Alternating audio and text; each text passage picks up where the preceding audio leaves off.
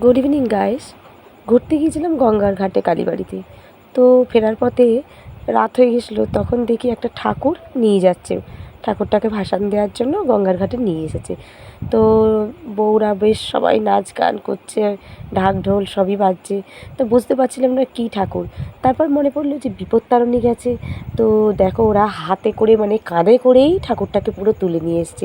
তো চলো ঠাকুরটাকে দেখাই। দেখো, দেখলে চমকে যাবে, এত বড়, এত সুন্দর। দেখে সবাই পুরো কাঁধে করে নিয়ে এসেছে, কোনো গাড়ি না, কিছু না। তো জয় মা, জয় মা। দেখো কত সুন্দর না। তারপরে ফেরার পথে আমরা একটা চপের দোকানে ঢুকেছিলাম। তো লাস্টের দিকেই বেশ অনেক রকমেরই চপ ছিল। তো সবাই একটা একটা করে পছন্দের মতন চপ নিলাম। এত সুন্দর খেতে, এত টেস্টি। এক একজন এক এক রকমের। আমার জামাইবু এক রকমের খেয়েছে, দিদি এক রকমের, আমি এক রকমের, আমার বড় আর এক রকমের। খেতেই আছে, টেস্ট লেগেছে বলে কোনো কথা নেই, শুধু খাওয়া আর খাওয়া। তো কেমন লাগলো ভিডিওটা অবশ্যই কমেন্টে জানিও। টাটা, ভালো থেকো সবাই।